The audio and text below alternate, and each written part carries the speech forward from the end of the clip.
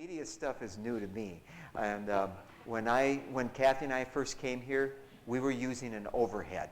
Anybody remember what an overhead was? All right. For those of you, we'll take you to our museum. We have a 16 millimeter projector in the back. And when PowerPoints came out, PowerPoint, I guess not PowerPoints. Okay, I'm an old guy. But when that came out, that was huge. Okay, so we had our first. But now, I mean, with the way things are going, media and using, I believe that the gospel can spread at just an incredible rate. The more we can utilize everything that's available. So come and explain it to us, Rachel. So let's welcome Rachel Roen. Amen. Do you need a mic? Do you need a, yep, okay.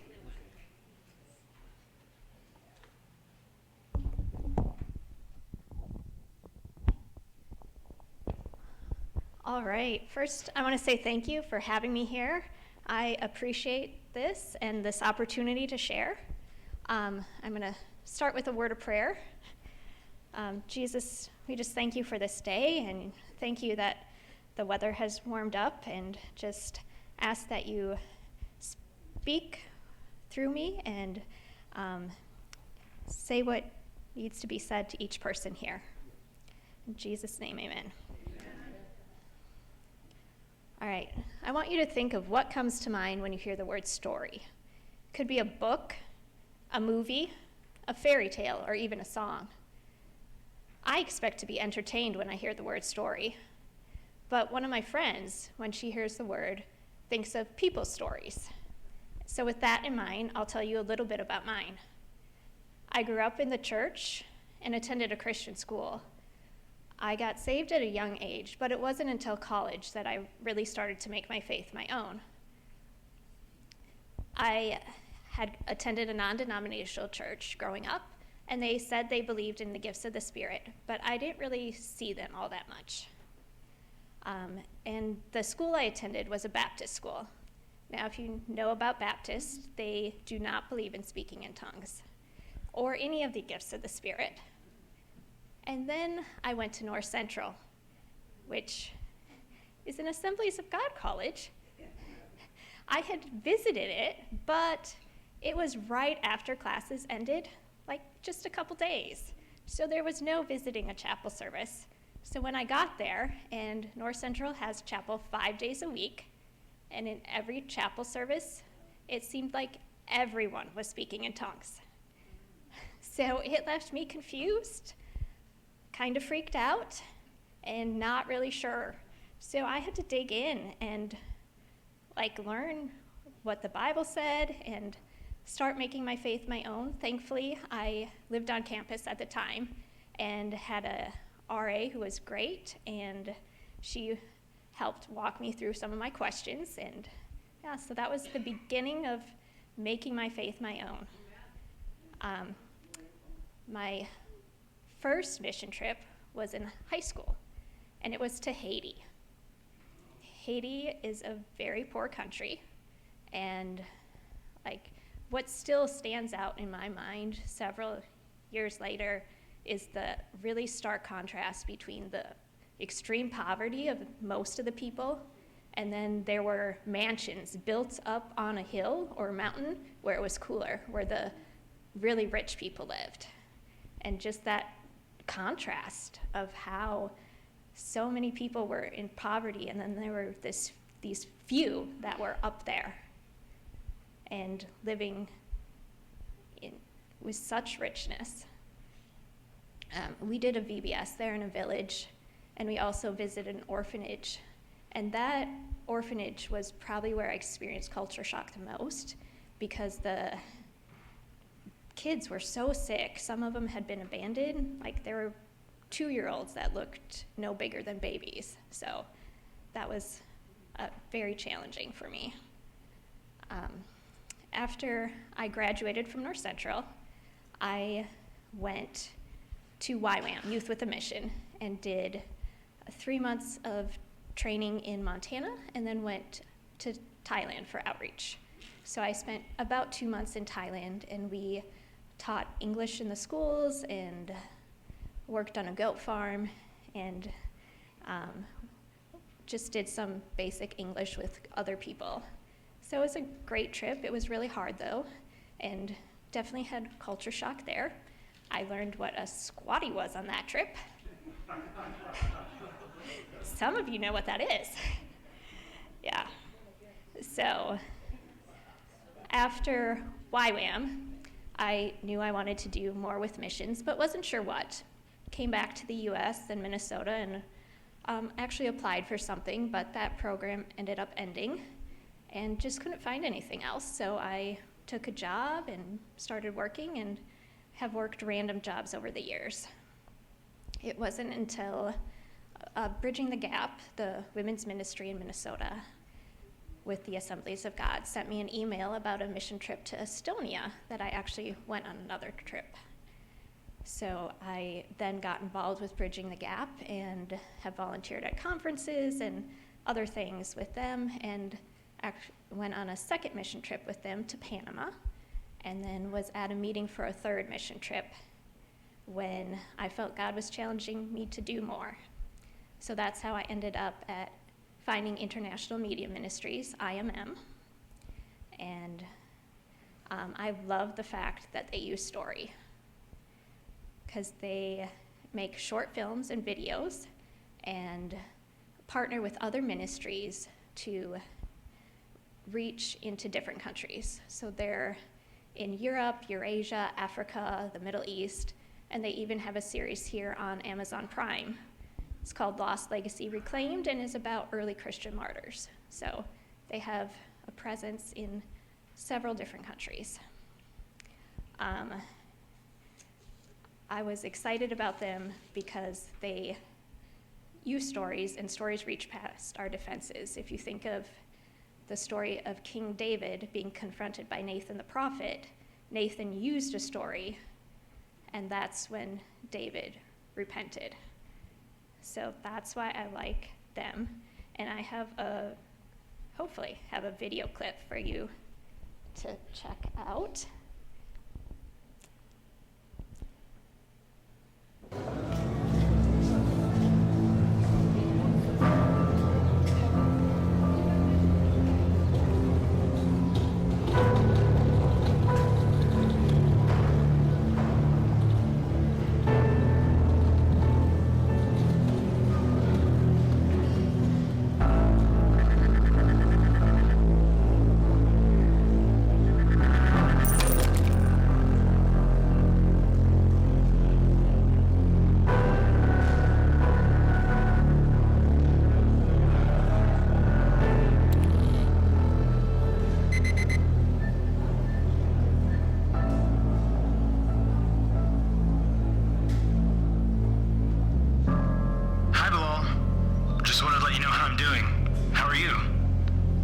search for work is going okay. I know it's been stressful on your health and your family.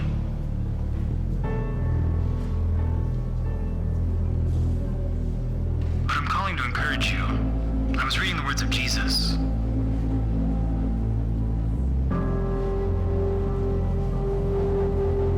And he says, don't be so worried about life.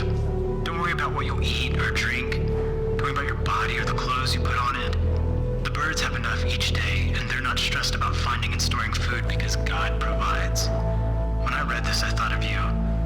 Bilal, you're worth so much more than the birds. All this worry is not adding to your life.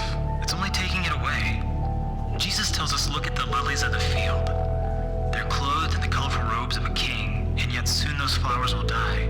But still God cares.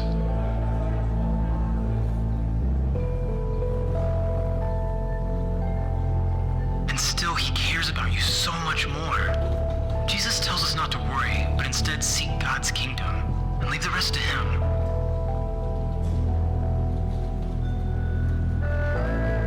I want you to know something that's been important to me. Since I've come to know Jesus, he walks with me every day, and I believe that we can trust him to meet our every need.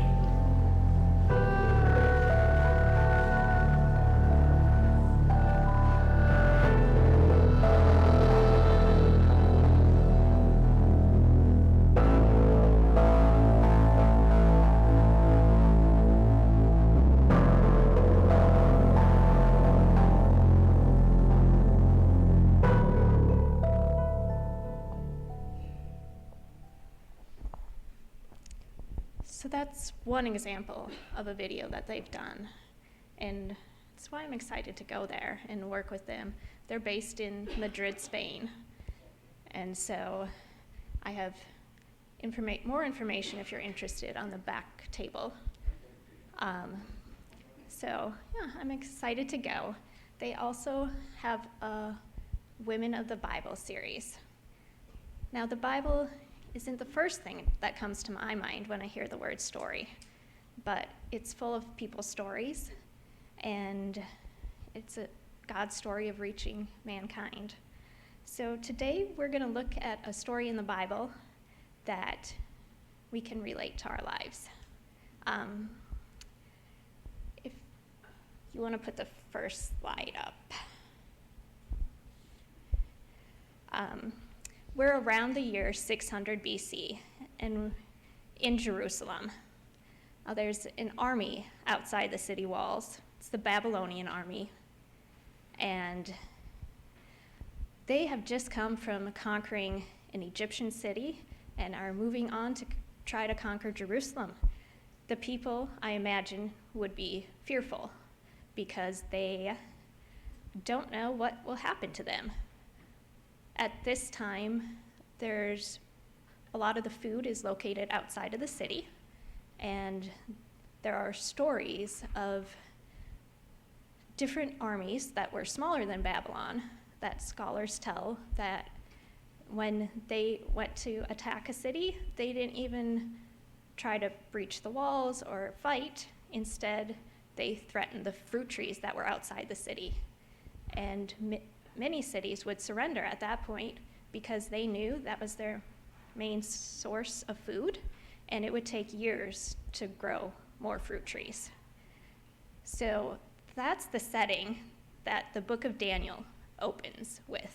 It's mentioned in the first chapter, just the siege is, and I find Daniel to be such a fascinating character because he is faithful. I don't know if you have that slide.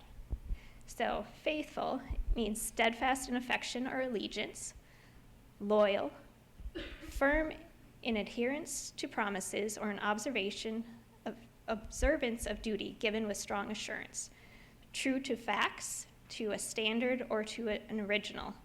And then Webster adds an older definition that means full of faith. And I just found that so interesting because when you look at Daniel's life, he was full of faith. So Daniel, after he survives the siege of Jerusalem, and he gets taken captive and gets carried off to Babylon, where he then enters training to learn the customs of the land and the ways that he would be serving in the kingdom. In Daniel 1:8-14, he is confronted with something that goes against his beliefs, because in the law of Moses, they are not allowed to eat certain foods. And it says, "But Daniel resolved not to defile himself with the royal food and wine. He asked the chief official for permission not to defile himself this way. Now God had caused the official to show favor and compassion to Daniel. But the official told Daniel, 'I am afraid of my lord the king, who has assigned your food and drink. Why should he see you looking worse than the other young men your age? The king would then have my head because of you.' Daniel then said to the guard whom the chief official had appointed over Daniel, Hananiah, Mishael, and Azariah, 'Please test your servants for 10 days. Give us nothing but vegetables to eat and water to drink.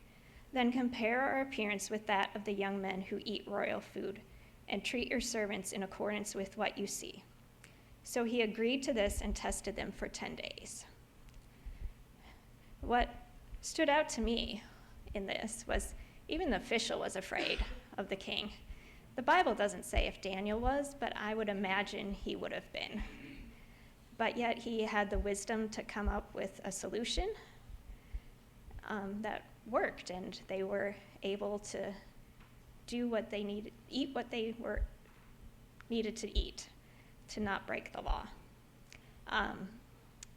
At first glance, might seem like our lives are nothing like Daniel's. We haven't lived through a siege or been taken captive, but we have just lived through 2 years of COVID and government shutdowns and everything else, racial tension, burning, riots, everything that has gone on. So we understand fear.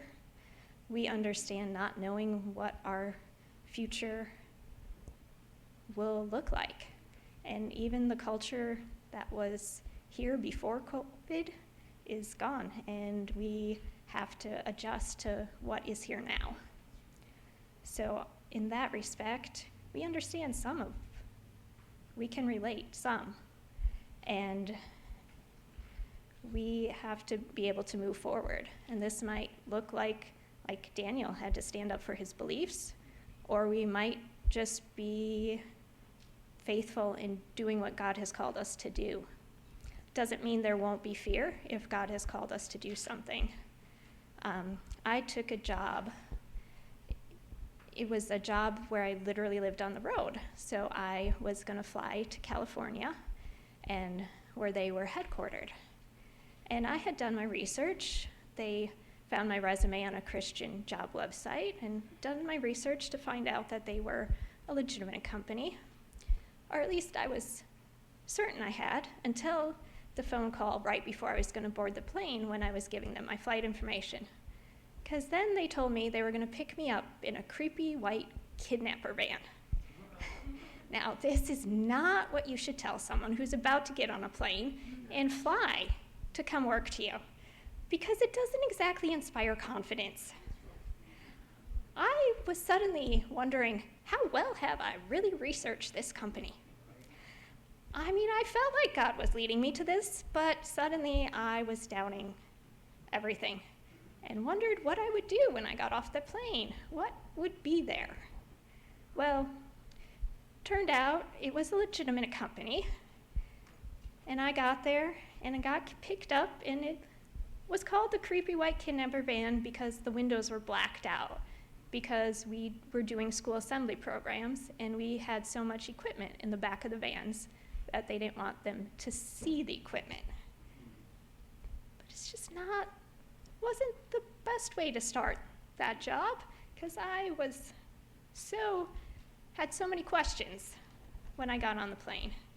But I was grateful that I followed God's leading, even though I questioned it for a few minutes, and was able to do what he had called me to do. It was a job that was an adventure, and I got to see a lot of the U.S. and was out east, and even got to go to the Macy's Thanksgiving Day Parade. So there were definitely blessings in that job. As we continue to look at Daniel's life, we see his faithfulness continue. He served under Nebuchadnezzar, who was the Babylonian king.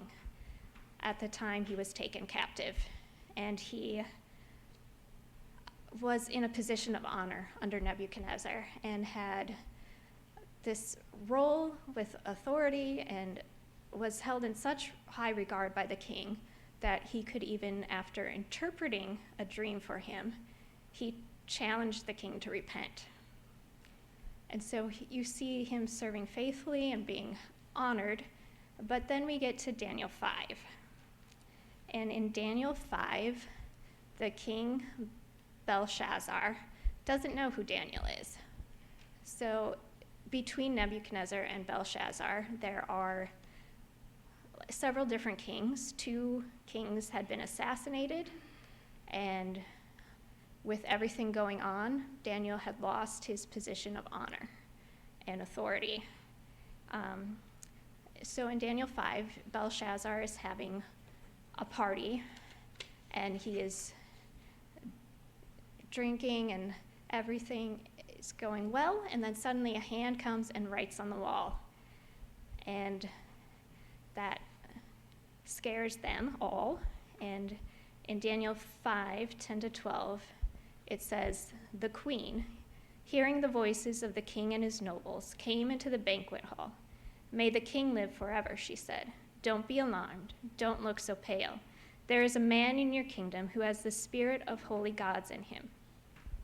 In the time of your father, he was found to have insight and intelligence and wisdom like that of the gods.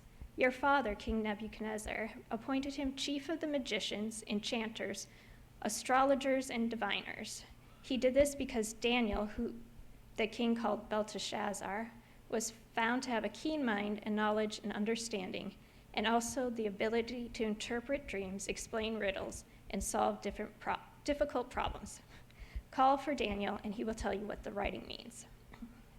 So it's the queen who came in, and scholars say that because she was not at the party, it was likely she was the queen mother, and she came in to tell them that about Daniel, and she probably knew of him because she would have been around when Nebuchadnezzar was.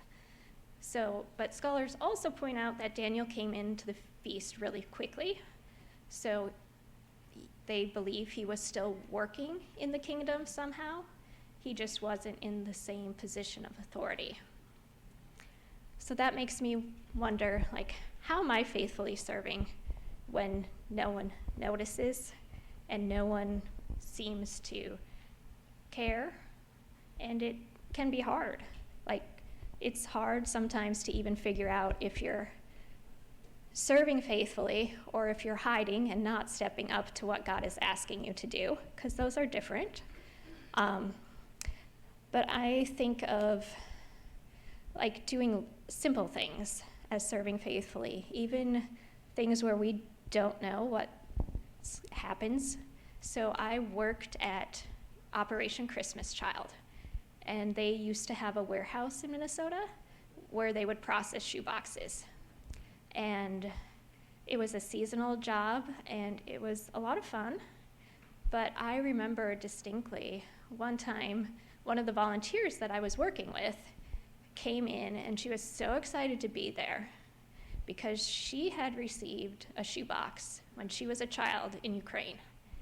And so the impact that had on her life was she was still talking about it and still excited, and she was so excited to pack a shoebox so she could impact another child's life. And so that, to me, just made an impression, because you put such common things in a shoebox, things we all take for granted, and just having her come and share how much it impacted her life, just the common everyday things, just makes me think of, serving and being faithful, and you don't know what impact something will have. So when you serve, even if you're just in your church or, doing something minor in the community, if God has called you to it, you don't know what impact that action can have on someone else. It's just a matter of learning to trust God and learning to follow where He is leading and making sure you are doing things. I also, another memory that stands out in serving behind the scenes is the mission trip I went on to Panama with Bridging the Gap. There were leaders that were under the main Bridging the Gap leaders, and these ladies served, and they would pick up the trash, they would do all of the most menial tasks, and I came to find out that one of them was the senior pastor's wife at a church, and just was so impressed by her humility and how she had served that that just made an impression on me. So even though she thought her actions weren't that important, it impacted my life. So when we see Daniel in this chapter serving behind the scenes, he's still being faithful. He's still serving the king, and he got called in front again and was given a position of honor again, although then the Medo-Persian army came and conquered Babylon. But even after that, in the Medo-Persian army empire, in the Medo-Persian Empire, he was given another position of honor. And then we come to what is probably the most well-known story in the book of Daniel. I think we have a picture of, Daniel and the lion's den. Now, if you don't know that story, I encourage you to read Daniel 6. But this is one of the most well-known stories, but what is often not known is how old Daniel was at the time. Because people in the pictures, he always looks like a younger person. But in reality, he was at least 70, if not in his 80s, when he was thrown into the lion's den. And so to be that faithful for that many years, serving under different kings, and it just impresses me. Daniel 6, 1-5, it talks about Daniel and his character. And if we want to look at that, Darius the Mede decided to divide the kingdom into 120 provinces, and he appointed a high officer to rule over each province. The king also chose Daniel and 2 others as administrators to supervise the high officers and protect the king's interest. Daniel soon proved himself more capable than all the other administrators and high officers. Because of Daniel's great ability, the king made plans to place him over the entire empire. Then the other administrators and high officers began searching for some fault in the way Daniel was handling government affairs, but they couldn't find anything to criticize or condemn. He was faithful, always responsible, and completely trustworthy. So they concluded, our only chance of finding grounds for accusing Daniel will be in connection with the rules of his religion. That just so impresses me, because it calls Daniel faithful, always responsible, and completely trustworthy. And to have a character like that, when you've been serving under a king, an empire that conquered your city and brought all of your people as captives to another country, and to learn customs. Daniel was under 2 different countries, like 2 different cultures. He had to learn the Babylonian way and the Medo-Persian way, and yet he was faithful to his beliefs, but he could do it in such a way that this king, King Darius, respected him so much that he tried to not make a way for him to not get thrown into the lion's den. But when he couldn't do that, he went first thing in the morning to see if Daniel's God had saved him from the lion's den. So how Daniel worked and how he was able to be respected, he had to learn different cultures, different customs, and not all of us are going to be going overseas. And we might feel like we don't have to learn a different culture, but yet the culture around us, we can't always relate to. We can't relate to the post-Christian culture. We want it to change, but we have to be the ones that can bridge the gap and reach out to people. And I will be going overseas. That's what God is calling me to. So I have to be able to learn that culture and figure out how to serve as faithfully as Daniel did. And right now it's fundraising and trying to get more monthly support. And I am only at 40% of my monthly support, so I'm trying to do that right now. And that's my step forward in being faithful at what God has called me to do. I don't know where everybody else is. Maybe you'll be called to partner with me or another missionary, or maybe you'll just be called to work in your city and do whatever God is calling you to do here. But I hope that you remember Daniel and his life and legacy and how faithful he was. And that when you think of Daniel, that you'll find the courage to move forward with whatever God is calling you to do next.